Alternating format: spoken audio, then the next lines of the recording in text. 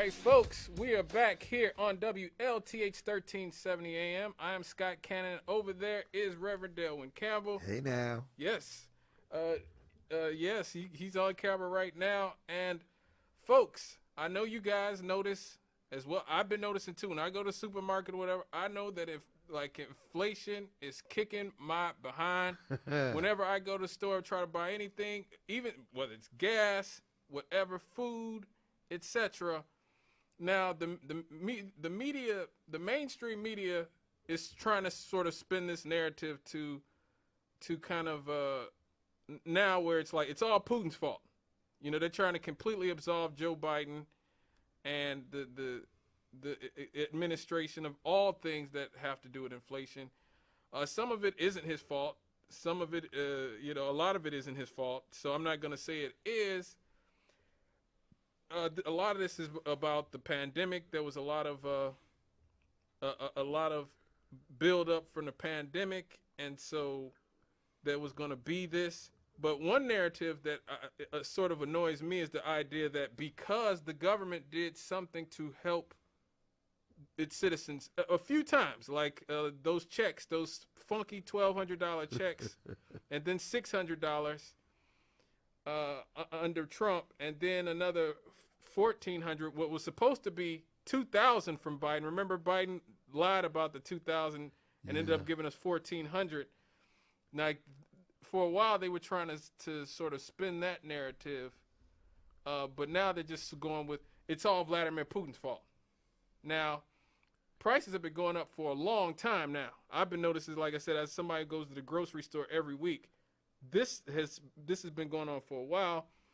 Much of this is not driven by Vladimir Putin or because the government helped us. Okay, now some of it has to do with the supply chains being interrupted. That is true. But, and I have to give all the credit in the world, this comes from one of my favorite new journalists, Matt Stoller, younger journalist, Matt Stoller from Substack. He found that 60% of the inflation increases came from corporate profits. Okay. No kidding. Yeah, I know. I'm absolutely shocked. This is completely shocking to me. But I think everybody needs to go out and read this article by Matt Stoller, where he finds he breaks it down in depth how corporate profits are essentially pushing the inflation rates. Now he talks about how margin expansion, is one factor that has pushed the stock market to an all-time high, with large firms doing a lot better than small ones. Bloomberg has noted that behind this are corporate profit margins, which are at a 70-year record, higher than ever. Just before the pandemic, American non-financial corporations made about $1 trillion in profit per year, give or take. This amount had remained constant since about 2012. Today, those same firms are making about $1.73 trillion a year. That means for every American man, woman, and child in the U.S., corporate America used to make about $3,081, and today they make about $5,207. That's an increase of over $2,000 per person. Now, taking all of this together, it means that an increased profit from corporate America comprise of 44.7% of the inflationary increase in cost. That means corporate profits alone are absorbing a 3% inflation rate on all goods and services in America, 44% of 6.8% annual inflation, with all other factors causing the remaining 3.8%, for a total of 6.8%. In other words, had corporate America kept the same average annual levels of profits in 2021 as it did between 2012 and 2019 and passed on today's excess to consumers, the inflation rate would be 3.8% and not 6.8%. That's a big difference, because instead of Americans getting a raise, it's the difference between Americans getting a raise and seeing wages decline. It can also explain why inflation is lower in Europe. Inflation is not as high in Europe, corporate profits there were also very good in 2021, but not as good in the United States and in Japan. Both corporate profits and inflation were pretty low. Now, it gets worse because this calculation assumes that all of the inflationary increase in prices is new, but of course, inflation isn't zero in normal years. The Fed has an inflation target of 2%. In 2019, inflation hit 1.8%. So if you take the pre-existing inflation rate of 2019 of 1.8% and back that out of the numbers, it turns out that 60% of the increase in inflation is going to corporate profits. Oh. Right. So one interesting set of data comes from digital.com. Hold on a second, caller. Hold on one second. Digital.com, a survey research firm that went out and asked retail businesses about inflation. 56% of retailers told Digital.com that inflation has given them the ability to raise prices beyond what is required to offset higher costs. So they are admitting that they're gouging us, the customer. And these price hikes are concentrated among big retailers, with 63% of bigger firms using inflation to more than offset costs versus 52% of small and medium-sized businesses. And those who have increased prices, 28% of large enterprises increased prices 50% or more, compared to 6% of small and medium enterprises. So you can see that the numbers are showing how essentially they are getting together and gouging. Now, these are some of the companies that are gouging us. Prices are rising for Tide detergent. I know because I buy Tide detergent. Yes. Procter & Gamble said on Wednesday that it is raising prices by an average of about 8% on retail customers for its Tide and Gain laundry detergents and Downy fabric softener and dryer sheets. P&G says it's raising prices to offset the cost pressures, including transportation, labor, and commodities. So that's Procter & Gamble. But here's what they're not telling you. Their fiscal net sales revenue from 2021 was $76.1 billion. That's up 7% from 2020. So they actually did better and chose to raise prices on all of us anyway. Tyson Foods set records prices as high meat prices fatten their profits. Tyson Foods shares climbed more than 11% to an all-time high after the company reported that first quarter profits nearly doubled due to soaring meat prices. The surge reflects strong demand and high prices for Tyson's beef, pork, and chicken, as U.S. labor shortages have limited production. Now, the Biden administration are looking at this. At least they say they're looking at this. Of course they are. But this goes back to why having large corporate farms that act as cartels, ends up biting us in the behind. Because Tyson and 3 other industry behemoths slaughter about 85% of grain-fattened cattle carved into steaks for consumers here in this country. The average price for Tyson's beef surged 31% in the quarter that ended on January 1st, while the unit's operating margins jumped to 19.1% from 13.2% just a year ago. The prices for all of Tyson's products climbed by almost 20%.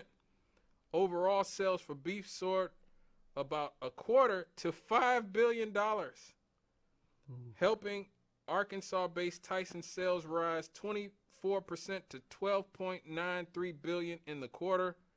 On average, they were expecting revenue of $12.18 billion, according to the IBES data from Refinitiv. Net income attributable rose to $1.12 billion, and excluding items, Tyson earned $2.87 per share, beating their estimates. They were only estimating they would end up with $1.95 per share, but now they almost doubled that. We're seeing other companies, Chipotle.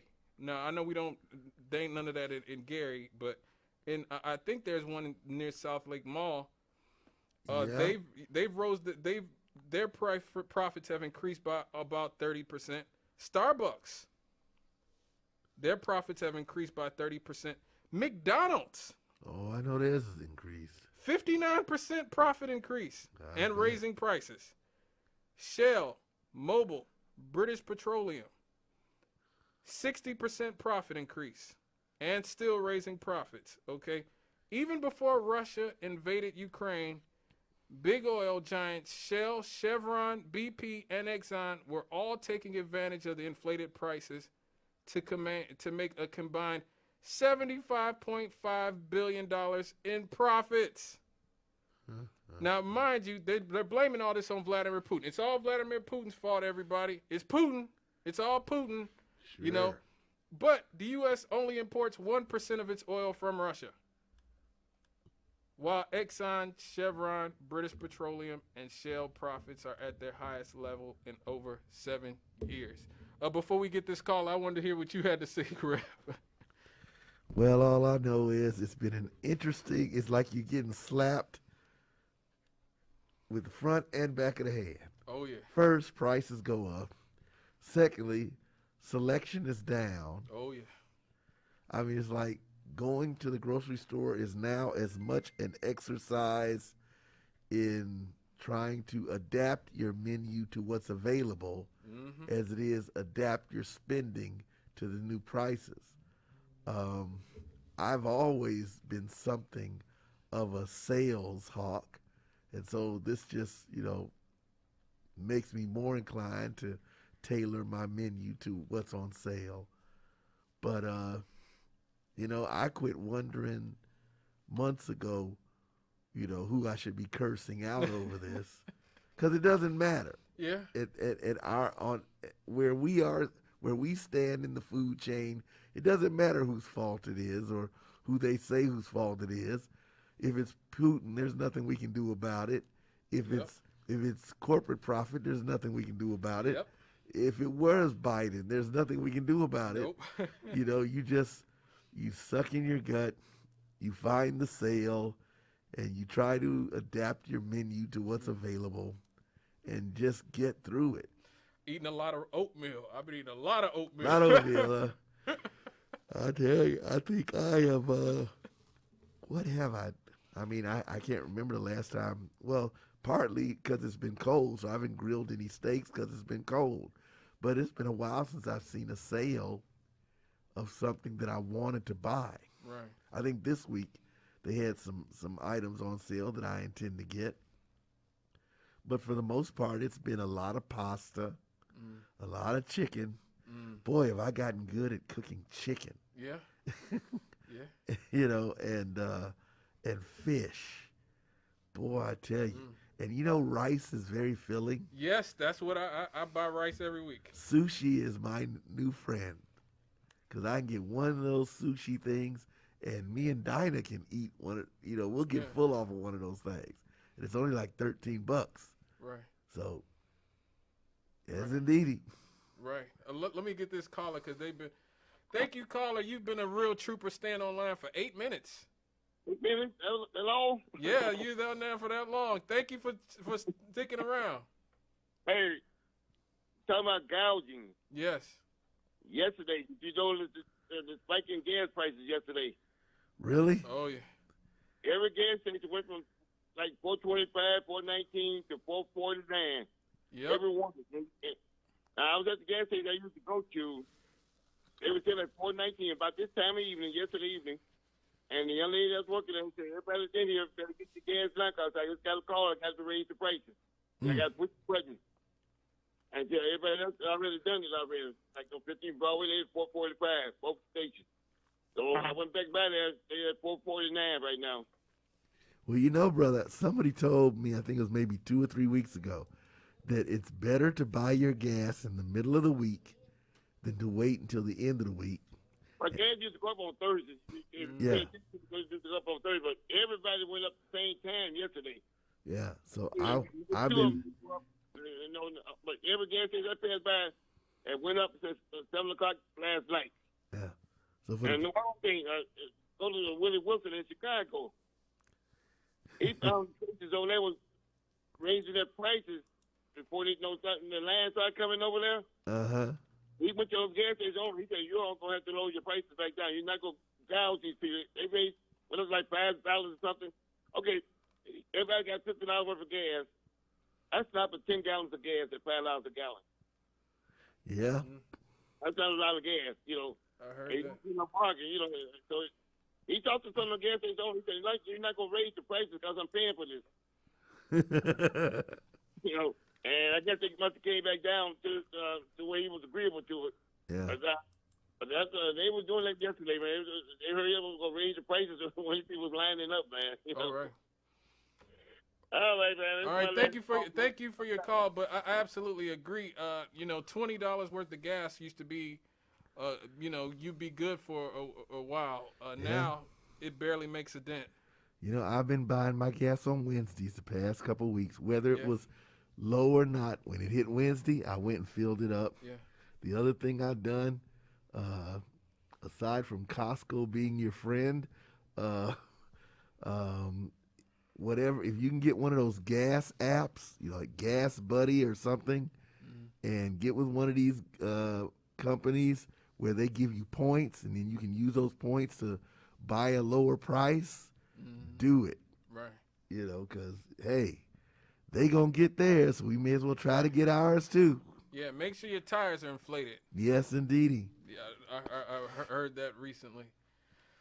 All right, folks, we got to go to a break here on Issues and Answers on Our WLTH. last break of the night. Yes, a last break. It's 7:43. Please give us a call. Do not wait to 7:55 to call in. Do not wait to 7:55 to call in. We will have no pity on Yes, you. we will have no pity. I will not answer the phone. Once you start hearing that outro music, do not expect me to talk to you, please. But for the rest of you, please give us a call, 219-885-1370. We have a caller on the line, but we got to go to a break. Please hold on. We'll get to you when we come back here on WLTH 1370.